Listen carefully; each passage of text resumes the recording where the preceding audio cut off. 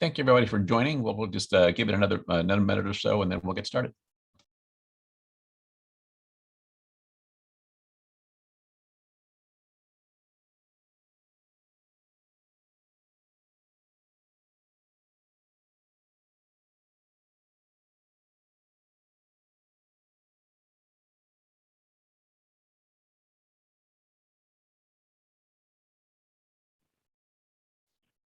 Welcome, everybody. Thank you all for coming. We have everyone muted, but talking with Dustin, if there's any questions as he goes along, feel free to ask them. But you can also put them in chat and we'll be looking at them. And then at the end of his presentation, we will also have an opportunity to ask any questions that you have. So again, we'll get started here in a minute. And we'll welcome Francisco Sanchez, who will be president of EMAT, who is president of EMAT. Thanks, Jennifer, for putting all this together on behalf of the training committee. We appreciate it. Good afternoon and welcome to our bi-monthly EMAT webinar. Today's webinar will focus on the response group. The response group is a unique provider of all hazards, crisis, and emergency management consulting services. They provide training and exercise support, contingency planning, technology solutions, and functional response support for a wide client base, both in the public and private sectors. I'm Francisco Sanchez. I'm president of EMAT. Thank you so much for joining us and as a part of these training webinars. We do have a couple of housekeeping items to take care of before we get started. As Jennifer mentioned, everyone on the webinar is currently muted. We do ask, just for the ease and flow of this, that if you have any questions or comments, that you offer them in the chat box. And then we will go at the end of this and get those addressed. We'll be recording today's webinar, and it will be available within a week of today's live webinar on our website. So all of you that are EMAT members, thank you for attending. For those that are non-EMAT members on the webinar, we hope you'll consider joining. We have this along with other programming for members specifically that are along these lines, and a great resource that we've been providing in collaboration with our partners on some excellent trainings over the past 18 months or so. So we'll get started by hearing from Dustin White. Dustin is the response program manager at the response group. He's here to speak on the services and products that TRG can provide in support of any incident that may occur affecting your organization or your jurisdiction. So Dustin, I'll let you take it from here.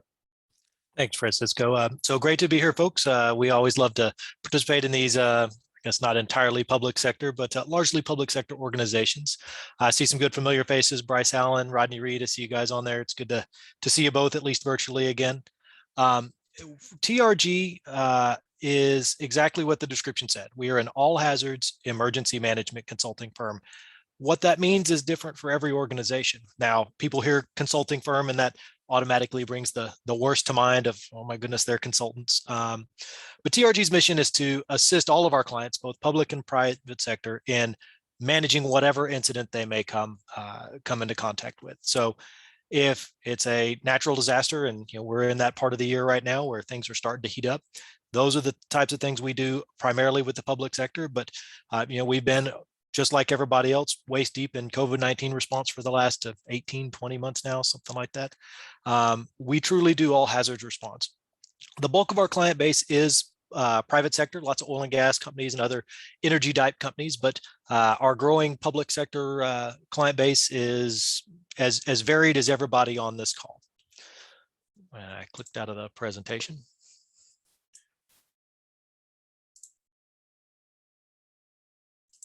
There we go. There we go. So we do have offices all over the U.S. We actually have some international locations now as well, but we do have 2 offices here in the Houston area. One in Cypress on the northwest side of town, which is our primary office, but we are opening our Baytown office, and it's about 98% there. We'll be opening our training rooms in mid-September, and we work with just about everybody in oil and gas and many other private sector businesses. Now, that's not that necessarily that helpful to everybody in this call, because we do have lots of public sector folks. We work with lots of public sector agencies as well. Coast Guard, EPA are big clients we work with quite a bit, but many state and local agencies, including Harris County Fire Marshal's office here in the Houston area, Atascocita Fire. This is not an exhaustive list of all of our public sector clients, and it actually is growing quite a bit even in the last year. We tend to see a gap in public sector agencies and private sector consulting firms, and there's not really a reason for that. We want to reach out and be able to support you folks in whatever types of incidents you need.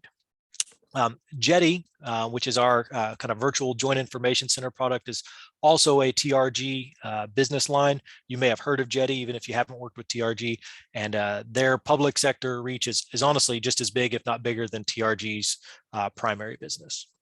From an organizational standpoint, TRG has a number of kind of subunits that make up us as a company. I work in response and exercise. I'm the response program manager. What most of you probably know TRG for is the IAP software. So there's an entire development department that kind of builds that, and an entire software support department that provides the necessary client support to do everything from managing login issues when they happen, because it is software, to building preloads, to making sure that all the information that you have that you want to be available to you when you log into that software is available. Brian Moe from our software support department is on the call with me today. There he is, giving you the salute. That team does wonderful work, and they make a lot of the things that makes TRG work happen behind the scenes. We have two different sides to our plans department. There's a regulated plans department that largely writes oil and gas based contingency plans to meet their regulatory requirements. But we also have an entire department of people that does tactical response planning that can be both public and private sector. So pre-fire plans, pre-incident plans, those types of things, that department handles those things. We also have an entire department of folks that does GIS mapping and modeling. So whatever your incident may be, they produce mapping products that support your response to make sure we meet the needs of that incident. And that can be everything from a plume model in a gas release to hurricane mapping.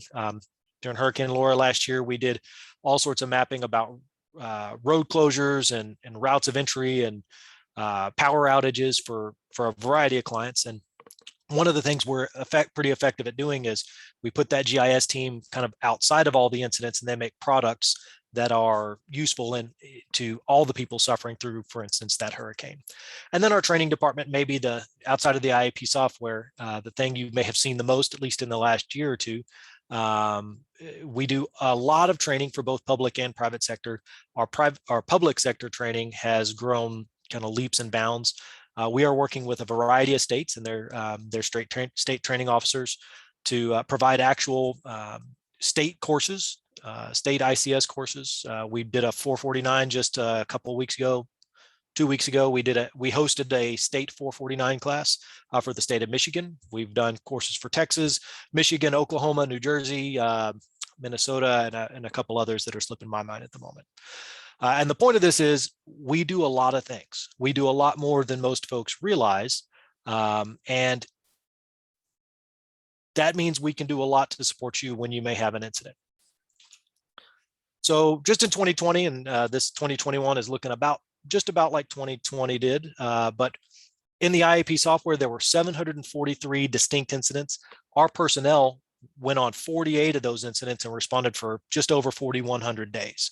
That's a lot of response days. That's a lot of incident management teams, a lot of time in the command post and in the field. That's something that, is personal to me because I'm the response manager, but it's also something that gets forgotten quite a bit, is our actual IMT support and our IMT roles.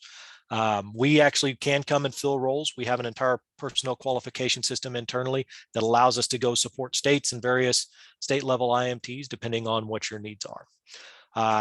We did 192 exercises and 530 individual training sessions in 2020 alone. I think that training number is going to be significantly exceeded for 21. As I said, we have a whole group of folks that does tactical response plans. Now, some of them may be oil spill driven, some of them may be fire driven. If you are looking at tactical response plans from a kind of holistic perspective, they can be for anything, whether it's public sector planning for mass evacuation, for staging, for mass prophylaxis, any of those kind of things, we can do tactical response planning for them. What we do is we build a template plan, make sure that we get all the right information, and then we can build the information found from those TRPs into the IAP software as what we call a preload, and launch 204's actual work assignments for your incident directly out of those pre-plans. They take very little editing once that's done. I'm a big believer that the less we can start with a blank sheet of paper, the better off we're all going to be. From a training perspective, I'm here in our office in Cyprus, and we do have, that's our command post there in that picture on the right. It's actually being used for an exercise right now. We have actually two full command posts here at this office. We have two buildings, one in each building. They're both fully functional, can support all sorts of technology needs and all the things you would need to support either an exercise or an actual response. We also have our new office that's just opening up in Baytown. It's got two very large command posts as well. So very useful should we have some kind of response that necessitates us all finding a place outside of our normal EOC or ICP location. Other offices in Covington, Anchorage, we can provide a variety of locations to train at. We do quite a bit of CBT training as well. We do have 100, 200 training CBT driven that meets the NIMS requirements, but you folks are largely going to use the actual NIMS courses. We have IAP software and Jetty software training, because what good would we be at presenting those products if we didn't actually train you to use them? So if you are a user of those products, then we highly encourage you to reach out for some training. Now, as far as ICS training, we do pretty much everything you could want, including 100, 200, but also 300, 400. We're teaching a credential 300 and 400 next week for a jurisdiction here right around Houston, here on the north side of town. 220 and 320 are IMT trainings. They're both initial response and proactive response. 320 is a lot like an 0305 course. So it's just a 3-day version instead of a 5-day.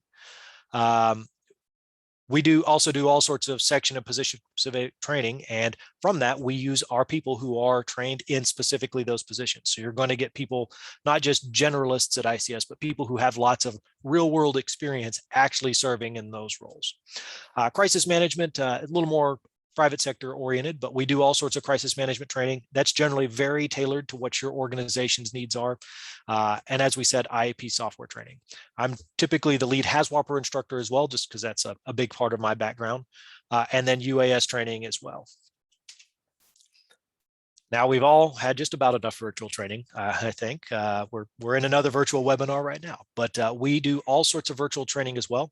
Credentialed courses, things that you need to see. Those that 449 we did just a couple weeks ago was actually a hybrid on-site and virtual course. So it's not CBT, it's still instructor-led, but we do have the opportunity to do virtual training for many of those courses.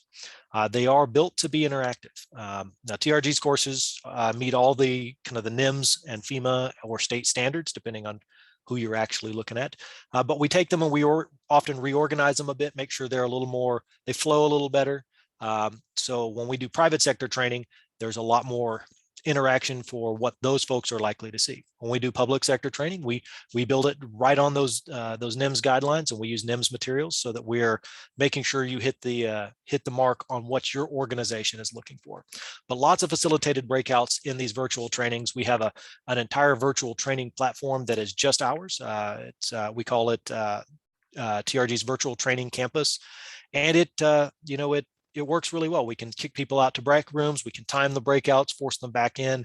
They can screen share what they did in their breakouts, just like we were going to our various pods in an on-site instructor-led training. Response tools, they're readily available for you. Incident management handbooks are always a good thing to have.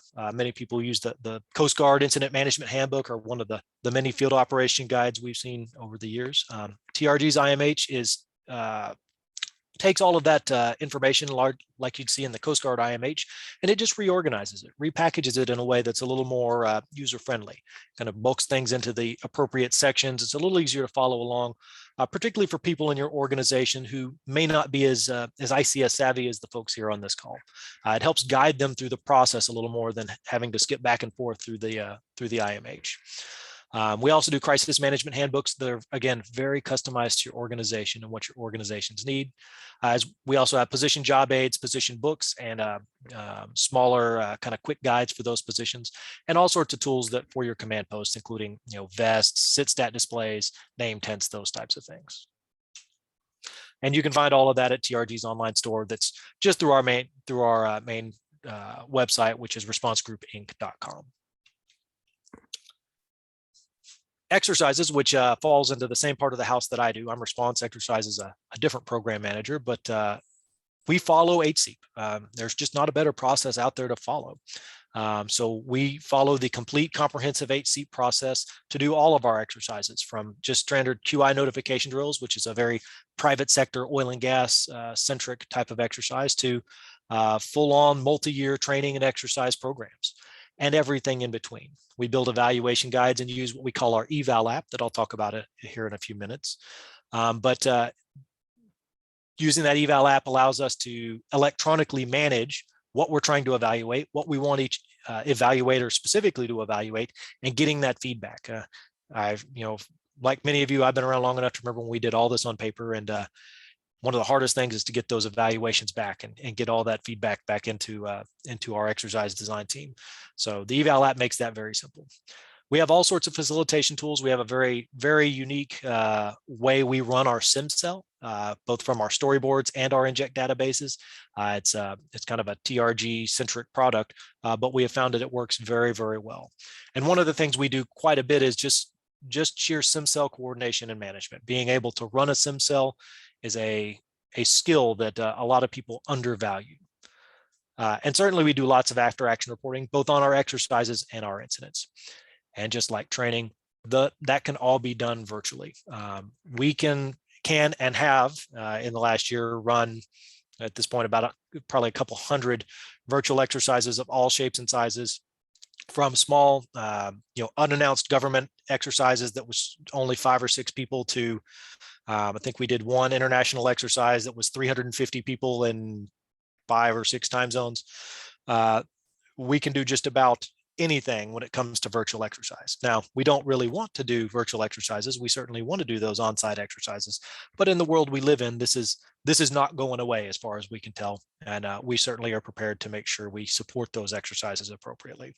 I've got 3 virtual incident command posts built out in Teams right now, just ready to launch. If somebody needs one and they call, 3 in the morning, having a really bad day, I turn on Teams, I rename that and start adding their people, and we go to town just like we were working in a command post and everybody was at a table. So our model is to completely build out our ICPs pre-incident, and that way they're ready to be used on a moment's notice. We can do this with Teams, Zoom, WebEx, less of a platform than Teams certainly, but we can use that as well. From a response support perspective, and this is my wheelhouse, so I'll try not to talk about this forever, but we do lots of response support, and we're doing more and more public sector response support. COVID's been a part of that, but just this last week, I think we got contacted about an EMAT for a wildfire in Montana. So we certainly are available to do public sector support as well. Our personnel are credentialed and qualified on our internal PQS standard, which very much mirrors the FEMA or Coast Guard standards. We can do everything from just providing IEP support for those of you who use the IEP software, to GIS mapping, as we talked about, to actually filling the roles in your IMT. A lot of the times what we do is come in and do position coaching, where we have lots of very experienced folks, but the client wants to do it on their own and get that time in the seat doing the actual job. We can coach those folks through and make sure we keep them on the rails. Our common operating picture, our GIS platform that's built into the IAP software, we support that quite a bit, both directly on site and off site, just from a virtual perspective, where we create mapping products as needed for the client. And we do a lot of resource tracking. Personnel and resource tracking is one of the fastest things to get out of hand on particularly a big or evolving incident. And we have a lot of people who that is their wheelhouse. That's one of the #1 things we do for our clients in all disciplines, both public and private. We do have deployable equipment. This isn't necessarily something that's usually public sector focused, but should you need support from just your check-in or command post trailers all the way up to deployable computer kits, vest kits, everything you could need to run a remote command post, we can provide all of those resources as well. That includes that top right picture. Many of you have probably seen us at some point. That top right picture is our electronic situation status display, or ESSD. We have 5 of them nationwide. 2 of them are here in Houston, 1 in Covington, Louisiana. So those are the 3 closest to you. It's, like I said earlier, I started out when we were doing this on paper, and I really have a hard time remembering what that was like, because the technology has just come so far. All of those screens are touchscreen. You can flip, you can control it from a remote computer sitting there in the command post, or you can walk up to it, use the touch screen and flip through that situation status display and have constant real-time updates to your information. Once you pull all the IAP software and associated apps together, so that constant stream of field verified data makes that invaluable. It's real easy to set up. They're all hydraulic lift cases, so the screens are sitting down in the case. You just pull a lever and they slide up and turn and lock into place. And the bottom left there is a smaller portable one. It's relatively new, and it's actually been a fantastic addition because it's very portable. GIS mapping, we do just about everything from just general scenario modeling for air plumes, surface trajectories, if there's a liquid spill, to overflights, situation display maps that can be applied to any type of incident, whether it's tornado damage, hurricane damage, power outages, anything you can think of. Those guys can put it on a map and make sure that it's not just on a map, but that it's legible, that it's digestible. And that's something we I think often tend to miss, is we just cram so much information into a map that it's no longer useful. Our team is very adept at making it a palatable and useful map for you. Our UAS program is quite robust and still growing. They support all sorts of responses, both public and private sector. Can support multiple teams. We sent multiple teams out during Hurricane Laura most recently. I think that was the last big response that we had folks out on, but our pilots are training all the time. They have a variety of sensors, and I'm not going to speak to it because it's far surpasses my knowledge of the technology they use. The optical gas imaging sensors are one of the newest and most capable sensors that they have. They do all sorts of amazing things. Just like with the GIS mapping and the technology, we have a hard time remembering how we did response without, even when we used helicopters, it wasn't as capable as these UAS systems are. So we do have FAA certified flight crews. In 2019 and 2020, they flew over 1,500 flight hours. We did international operations, kind of you name it, they've done it. Many of you might recognize that bottom right picture there. It was a little incident we had in the spring of 2019.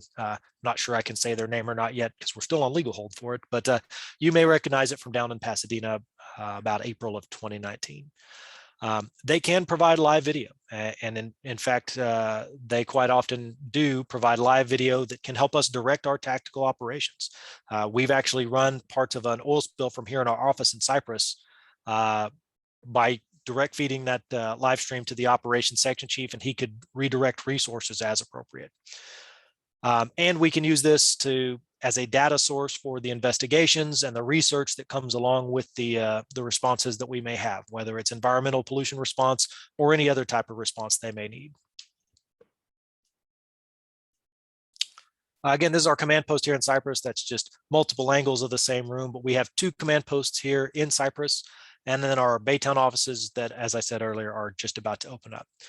They are a good resource for you for an offsite, whether it's training, meetings, or command post should you need one. It can be utilized for your organization as an offsite incident command post.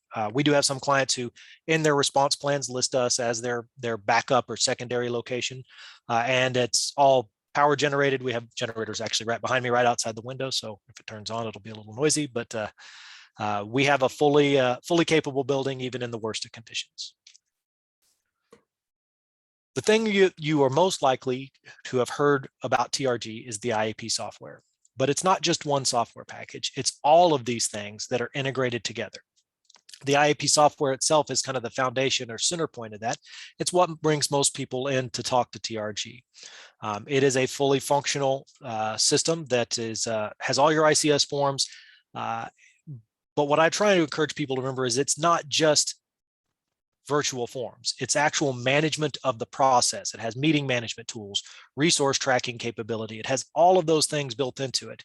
We can build Gantt charts, plans trackers, that we have plan approval built into it now, which is, as we found in our exercises and virtual responses, one of the hardest things to do. How do we route plans for approval? Just support plans. Those things are hard to do, so we made sure we had a way to do it. It includes operational boards, including tactical planning, situation status display. We've got dashboards built into it. And for those of you who have crisis management teams, there's a crisis management module that can be turned on with it that's unique to that organization. They're not IMT, they're CMT. They do different things and they have different needs. That CMT module helps to meet those needs as well. And then we have an exercise planning and reporting module built into it as well. So if you're using it for an exercise, we build in all the relevant report out functions into your exercise and through the IAP software, and it helps in creating those after action reports. Web Plans is an online planning tool. Now, what Web Plans does is we take a format, a template plan. Say you've got one plan that you want to duplicate 10 times. You want to apply the same type of plan to 10 different facilities, 10 different operations. We build a template. We have what we call dynamic fields, where you fill in per facility or per operation the relevant portions to that and create new plans off that template. If, for instance, Dustin White shows up in all 10 plans, but my phone number changes, I can change that phone number one time and it's going to show up at all 10 places. It lets us make quick updates to many plans that share that common data. It lets you have a single interface to get into your plans, and we can create new plans from those templates as they come, as the need for those new plans comes around. Our common operating picture is exactly what it looks like. It's our built-in GIS platform that helps us to be able to plot areas of operation, assign resources. We can sketch on the map. We can kind of port in whatever your existing GIS data streams are for your organization directly in, so we can share data into this common operating picture if you've already got a GIS platform that you're using. You can add UAS imagery, photos, anything you need can be built directly onto this. It also does point-to-point directions. We can create maps on the fly, and we help to manage your data services. So anything that you could think of to build into a GIS layer builds into this common operating picture platform. Information in a response or in an exercise is the name of the game. And this is the number one way to get that information reflected in a way that is useful, digestible, that's adaptable for what you need, turning layers on and off as appropriate. And again, we have a whole crew of GIS professionals whose job is to maintain this platform and to utilize it on your behalf or support your use of it should you have an incident where you need GIS support. Starting to get into the apps, these apps are all tied to the IAP software. The first one is what we call the initial response app. And it's a very useful tool for particular field operations personnel, firemen, pipeliners, and everybody in between who may not be as ICS savvy as we would like them to be. What this does is it does exactly what it sounds, initial response. But when we say it does initial response, and if you look at the large phone there on the right, it kind of takes the ICS out of it, but it's still doing the incident command system. It's taking tiles, subjects, and allowing somebody to say, oh, I need an incident description. It didn't say, get me into a 201-1. It says incident description. It doesn't say 201-3. It says organization. It's a little more user-friendly and intuitive for somebody who's not that savvy at ICS, but it pulls it all into the IAP software and puts it in the right place to generate an ICS 201 packet and get us the most information possible. I'm sure all of you have been on those responses where just trying to get that first round of information into a 201 is, it's a big task. And when we don't have good data collection capability, and we're trying to rely on our field personnel to relay information back to the command post, This is the information they're gathering. They don't have to relay it back. They gather it straight into the application, and it feeds the IAP software without that and makes that connection for them. Everything's pre-built, does checklist-driven actions. We can do badging check-in.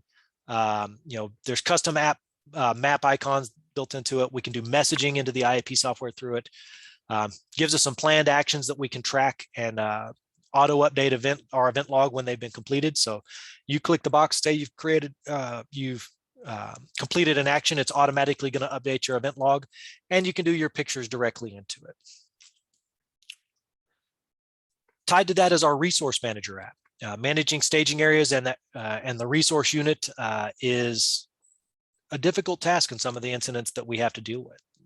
Being able to quickly track our resources with badge scanning or with QR code scanning for tools and equipment that come in, we put a sticker on them that's got a QR code and we scan it with the app. We can badge people in the same way. This is going to allow us to put somebody at a check-in location with nothing but a cell phone. They can scan that person in to the appropriate area of operation.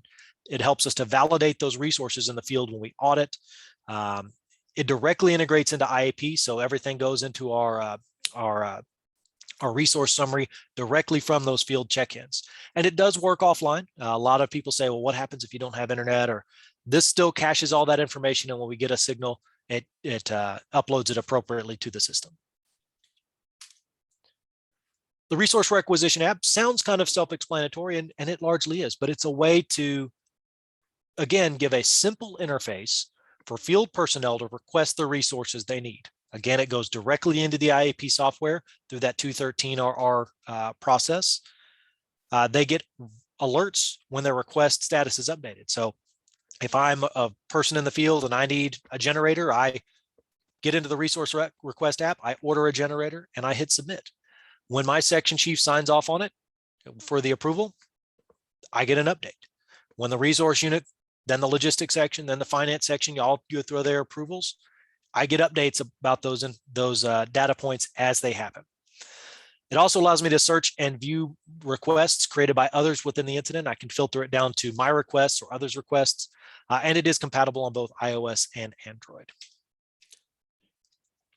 The newest among the apps that are tied to the IAP software is the information management app. And this is a really great tool for doing exactly that, managing the vast breadth of information that we run into in some of these incidents. It lets us do our individual log, ties it with photos, links into the IAP software. And again, we're tracking information through this. It's a lot like having a field observer for our resource or situation unit, but it's in everybody's hand. It's allowing us to update all that information. So we share and track key information that's appropriate to the incident back to that command post, again, without having to have the burden of those field observers.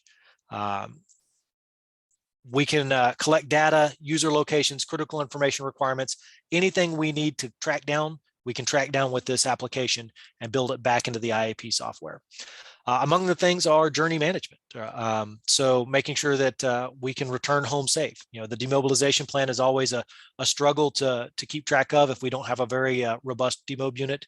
And again, this works offline, just like the resource manager app. The electronic IMH is, the eIMH is a great resource specifically to me because it lets me filter everything down to the position I'm in. So if I'm just arbitrarily say a resource unit leader, I can filter it down to my position. And this application gives me exactly what I need to do that job effectively. Guides me through the process, tell me what I'm responsible for, tells me what meetings that I'm supposed to attend. And it does it all in this, customized with position checklists appropriate for my organization if you're not going to have a just standard FEMA job aid. So if I want to customize my resource unit needs to a hospital setting versus a public works setting versus an airport setting, I can customize all of my position checklists as appropriate or as appropriate to the plans that I'm supposed to be responding under. Once I make those checklists, we upload them here into this IMH, and it goes directly to the phone in the hand of every person out on your response.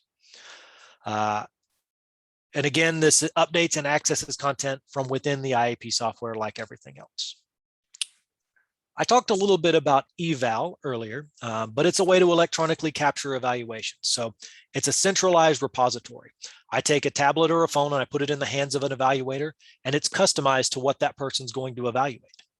Once I give them that tool, they're going to go through, they check, yes, this requirement has been met. Here are my notes about it. Here are the pictures I took.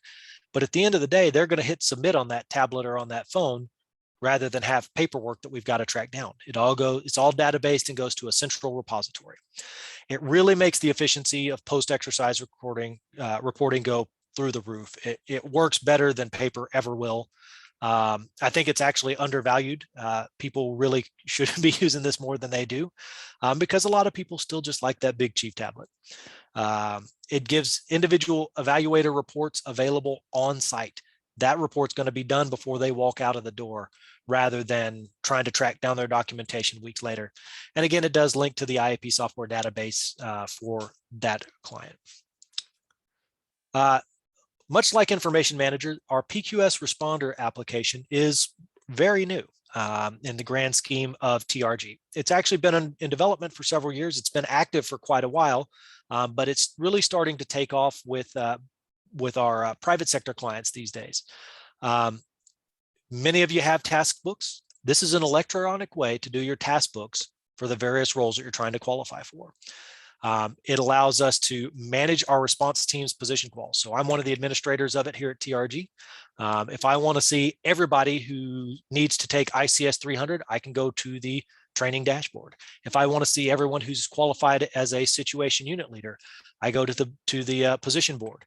I can look through all my personnel and know what boards, what positions they're working towards, what percentage complete they are towards those boards, what things are they missing to be able to complete that, so that I can help facilitate that.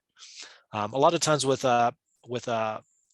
professional qualification or personnel qualification systems, we tend to hand people a book and say, well, go do it. It'll be done when you get done. This allows us to facilitate that quite a bit more readily. It does give us a dashboard for full visibility of the program management, and it has a training status board. So for instance, this assigned book here, this is for, I can't see whose that is, that's Kenny Rame, planning section chief. When this was taken, his planning section chief book was 42% complete. He's done 27 out of the 64 tasks in that task book. Current qualifications, he's already a situation unit leader. That was completed in 2019. And then there's qualifications and achievements, which is a variety of trainings that aren't necessarily needed towards the assigned book, but the other things that he needs to work towards. These are fully customizable. So if you're a fire department and you're working on just your, firefighter 1, firefighter 2 qualifications, we can build these in.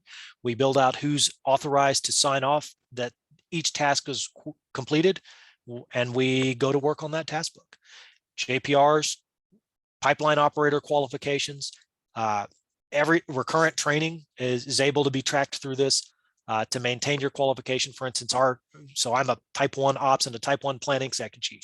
I've got to renew those per our internal PQS. It's gonna flag it and tell me you've got this amount of time to do the things that we require in order to maintain your qualification. So this includes standard ICS position things using the Coast Guard, FEMA, National Wildfire Coordinating Group, and industry-specific task books. But again, we can customize this to anything that's appropriate for your organization. It does comply with the National Qualification System.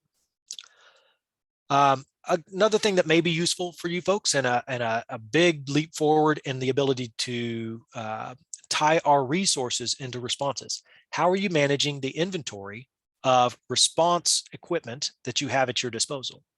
Asset Depot is a way for us to inventory all of our response resources, and more than that, track them. Track the maintenance, track their location, link the documents like the user manual and the test certifications for whatever is appropriate. So if I'm a fireman on a fire truck and I've got to do periodic SCBA bottle testing, we link everyone in by a serial number in, and every time it gets checked, according to the maintenance schedule that's built into the Asset Depot, we check it off. It helps us to maintain all of our resources effectively. This then ties in to Web IAP, the IAP software, and allows us to be able to pull those in and know that they're in a ready to respond status. So it is complete inventory management for all assets across multiple locations. So if you're a big organization, an oil and gas operator that has things nationwide, if you're a hospital that has things across multiple buildings, and everything in between, we can do complete inventory management. We capture custom attributes specific to each resource kind. So we just don't just get a description, we get a resource kind, we get a size, we get all sorts of details that are appropriate to that.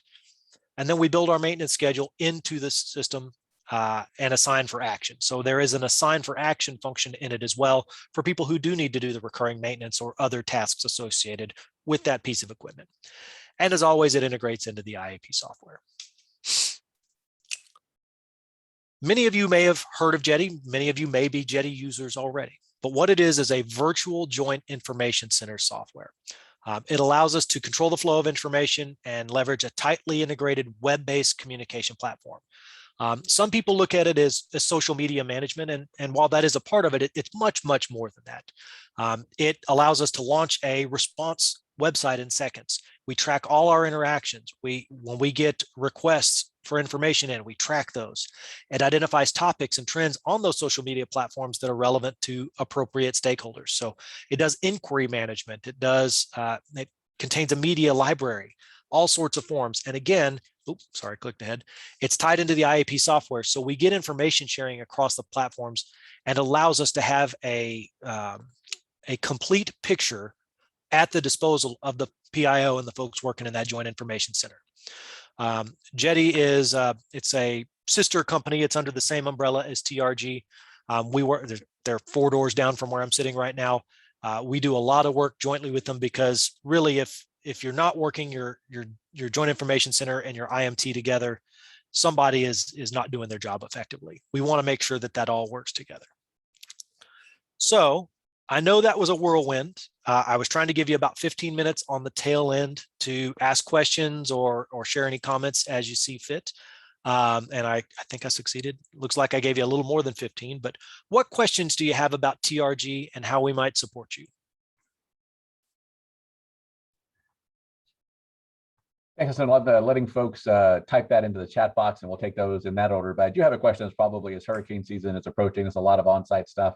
Can you tell us just for the elephant in the room, as you're deploying to these kinds of things, if someone gives you a call, what some of the measures that you and your team are taking in place when you have to, some of these require being on scene, right? So some of the measures y'all have in place to ensure COVID precautions and things like that.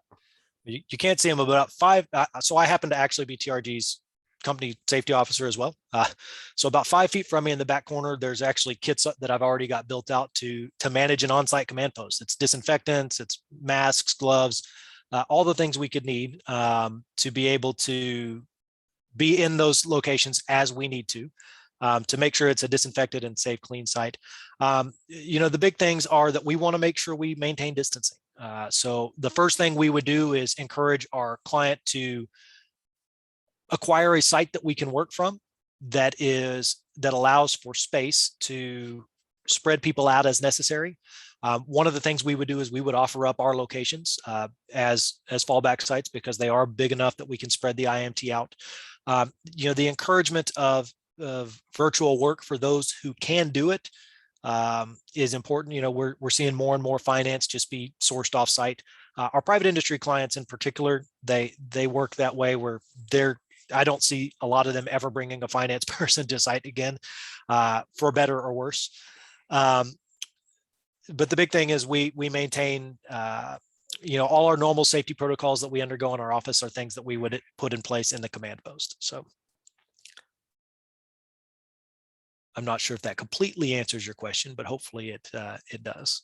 No, that was thorough. I appreciate it.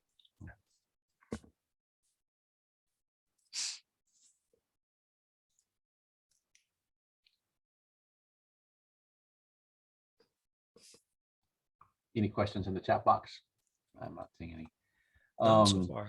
So with the, I do have another one. With sort of with the, I guess the third spike now, the sort of that we have is a lot of folks already have contracts they can pull the trigger on, things like that. A lot of that just in not only with the COVID ramp up, those, those can be overwhelmed, or folks are sort of stretched too thin. You throw hurricane season on top of that. Any advice for folks as we're entering a season with not only sort of the increase in COVID, where there may be demand on resources for y'all, other folks needing those services, plus you got hurricane season, which can ramp up easily, further demand on services like this. Any advice for folks on the call that may need to be looking to contact you or some kind of vendor in the near future, whether anticipated or not, or with a much shorter window than we would like? Any guidance and sort of how people might want to think ahead about preparations for that, or something, or just lessons you've learned and having to onboard clients, at a pretty quick pace, that people should have in mind going into this fall? Sure. So the best advice I can give, and it kind of counters the question, I guess, but the best advice I can give is to reach out early, have a relationship pre-incident. And that's any kind of mutual aid agreement works the same way, right? We tell our private industry clients, bring in the local fire department, bring in the battalion chief, bring in the fire chief, and make sure they've seen your facility and they know how it works. Kind of the same thing, I think, works with us and our public sector clients as well. Is let's sit down and just talk about what roles you would want filled. Is it just support? Do you want us to come be your planning section chief? Do you want us to come just be, somebody banging away on a keyboard, taking notes and scribing? TRG's approach to response is that we will do whatever the needs of our client dictate to make your response successful. We have some clients that list us as their actual incident commander and section chiefs in their plans, because that's a role we play for them. Don't really do that with public sector clients, not that we couldn't. And there are times where they may well need that break, right? We've been responding in some constant state of response for 18 plus months at this point. Your folks are getting worn out. So plan ahead for what you're willing to kind of hand over and let a contract IMT take care of. Resource unit leader is a good example. Situation unit leader. Those are things we do on behalf of clients a lot. Understand what you're going to hold within your organization, and understand what you're willing to pass off. We serve as deputies a lot. That's a really common layout. Something that I encourage quite a bit is just bring us in to be deputies and take some of the burden off your shoulders. So pre-incident planning is always a good approach, making sure we have a relationship and we know what those roles might be. It's never good to meet your regulator, and two, your contract support in the middle of an incident. That's not in anybody's best interest. So the only other thing I would say is understand that you have to rotate your people, and that's hard to say when we've been working like we've been working for the last year and a half. So early on, build rotations and stick to them. There's always a way to get more support.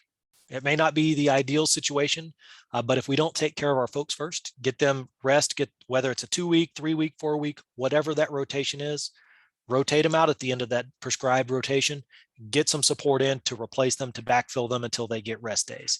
The last year and a half has really turned that on its ear a little bit. We're seeing people who've been doing response nonstop for 6, 7, 8 months in some cases, and they're worn out. And just like you say, hurricane season's here, COVID's going up, numbers are going the wrong direction. All of those things are going to make us have to respond when we're already burnt out from response. For all of you, I'm sure know this is a business that you have to love to do to keep doing this. And let's not lose our love for doing it just because we're worn out. So those are the two biggest things I would say. Good advice overall, so I appreciate it. Don't see any questions in the chat box. Anything, Dustin, before we close out? No, the big thing is, we are here as a resource to help you through your incident. So if you have questions, if you have comments, if you want to talk offline, you can always reach out to us at our main line. Our website is responsegroupinc.com. Our number is 281-880-5000. If you just want to talk about just general subjects, some of you are already clients, so I do know several people on this call already. So it's good to see y'all again, as I said. But for those of you that we don't know, reach out. Let's meet and discuss what we can do, what your actual needs are, and how we can help meet those needs. Great, Dustin, I appreciate it. Thanks everyone for joining us on the call. We are gonna, this webinar was being recorded, so we will post it on the EMAT website in the next week or so. So you'll have access to it there. If there's anybody on your team that should listen to the presentation as well, whether it's your logistics folks, purchasing folks, or just folks in your shop that are needing to do some planning around these kinds of things, we encourage you to direct them to that link. Dustin, thanks again for joining us, and to our EMAT members, we will see you all the month after. Have a good one.